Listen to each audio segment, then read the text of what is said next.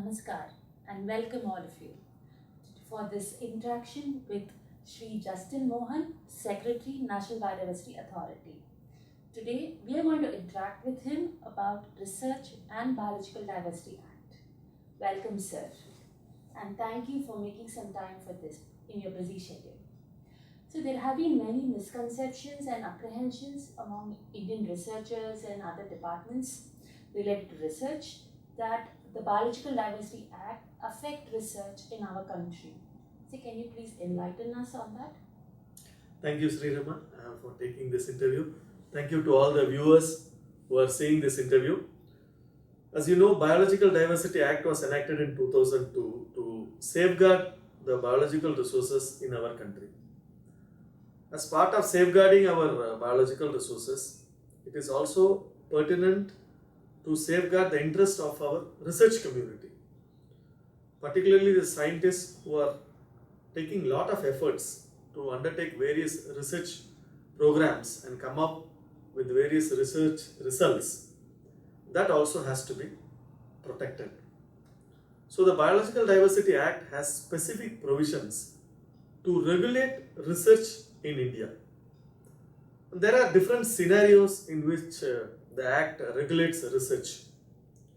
For an Indian citizen or an Indian institution, which may be a college or an Indian university or a research station affiliated to the Indian Council of Agriculture Research or the Council for Scientific and Industrial Research, CSIR, or ICFRE, or any regional research station who do not have any foreign participation in their management, they need not take any approval from the National Biodiversity Authority or from any state biodiversity board. But the question comes when at the end of research,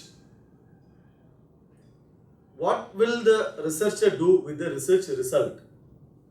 So there are different scenarios.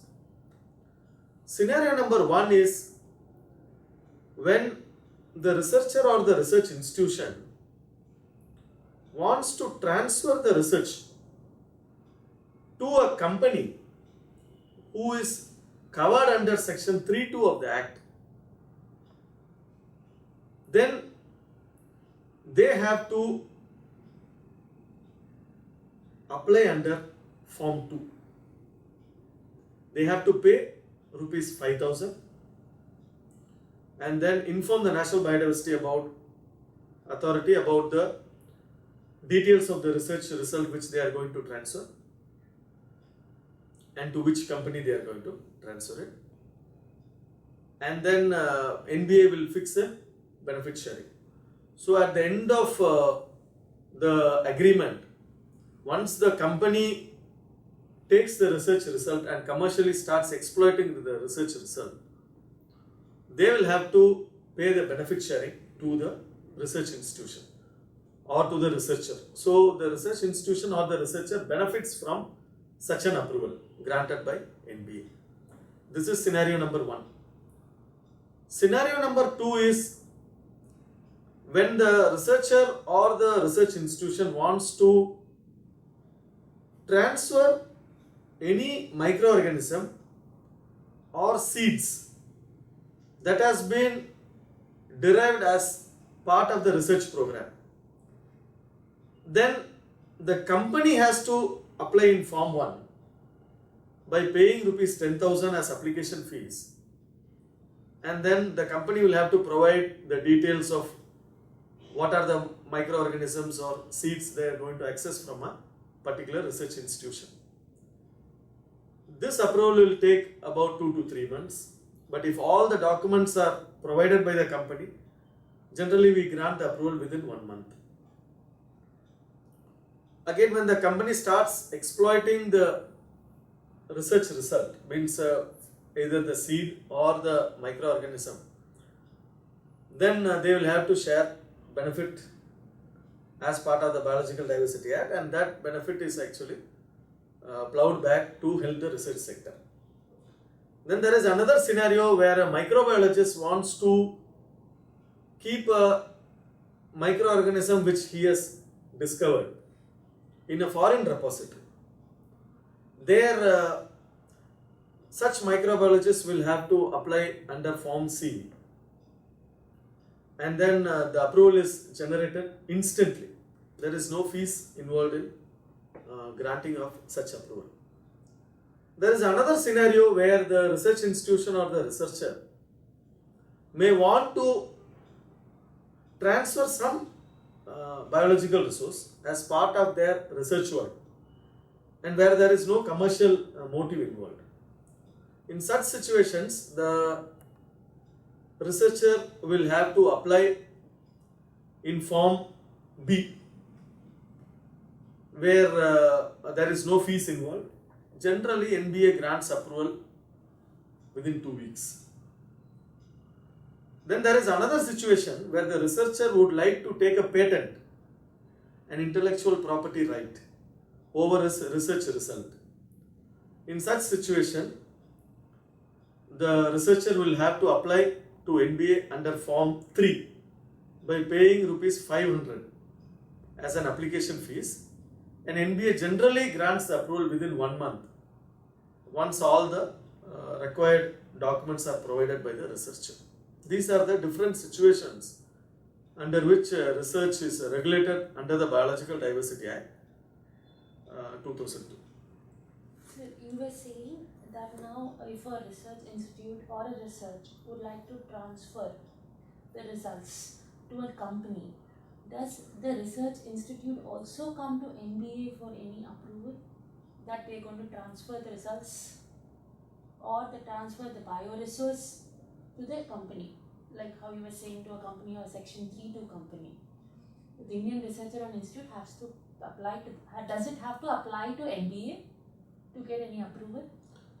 See, when a research institution has to transfer a research result, there are two types. One is physical materials like seeds, microorganisms, etc.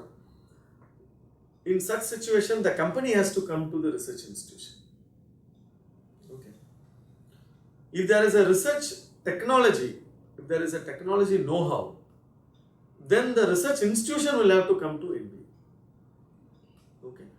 And if the company has to come to NBA, they have to also provide the MOU signed with the research institution.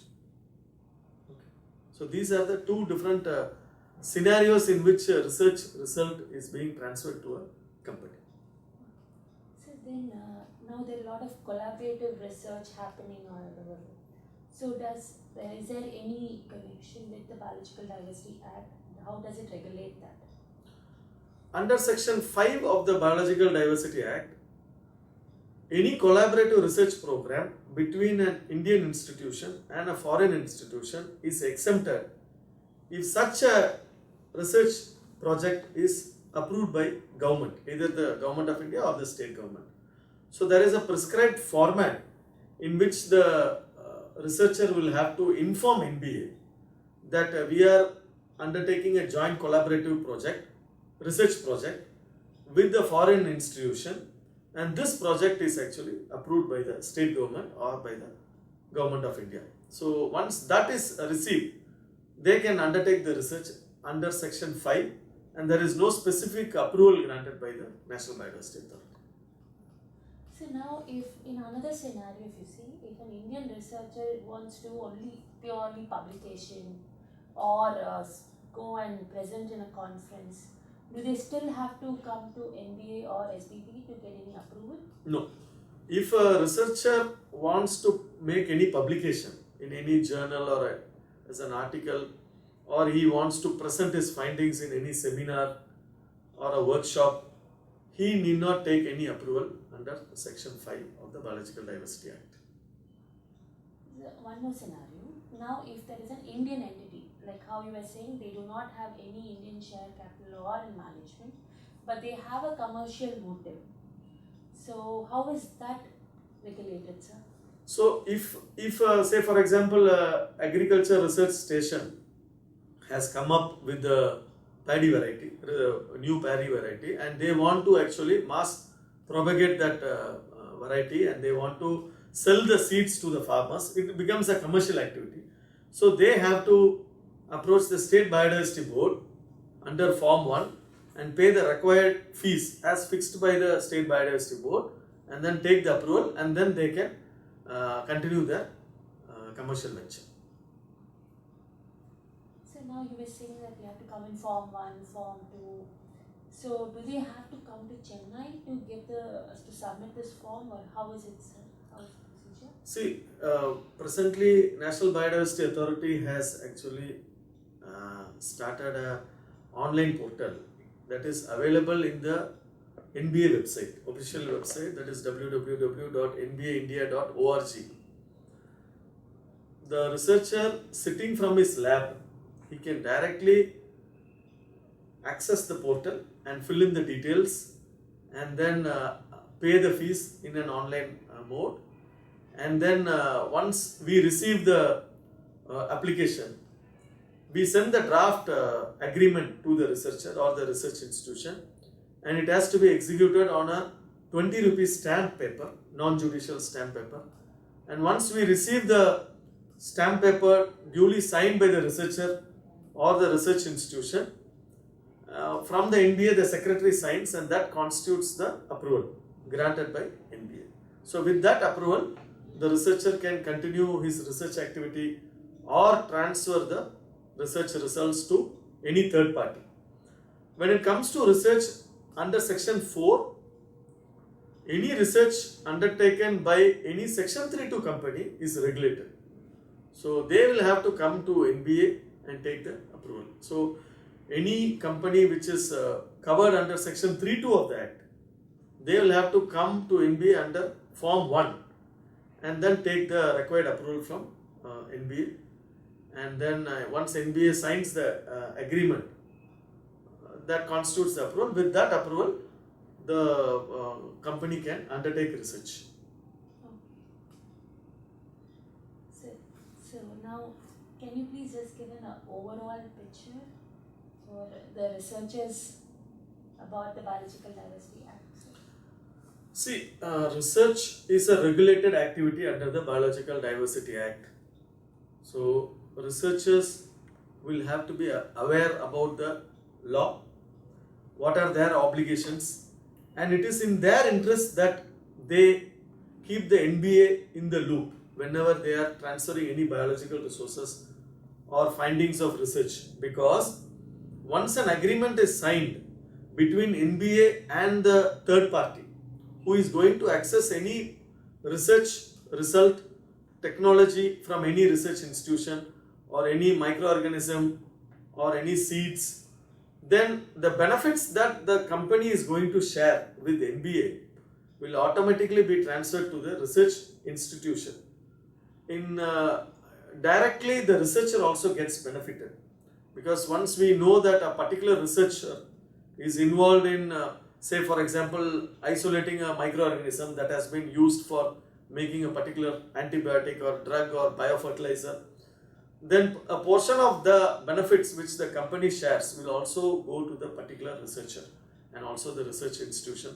So it is in the interest of the research institution who is going to transfer any biological resource or any technology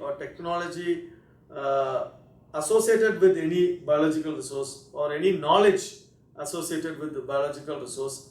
It is in the interest of the institution that they comply with the Biological Diversity Act, get the required approval from the National Biodiversity Authority, and continue their research and transfer the research results and benefit from the access and benefit sharing funds that the companies or any third party is going to share with the NBA. So it is in the interest of the research community that they comply with the National Biological Diversity Act and take the required approval from the National Biodiversity Authority. Okay, sir. Thank you so much, sir. I think this would really clarify their misconceptions. Thank you so much, sir. Thank you. Thank you all.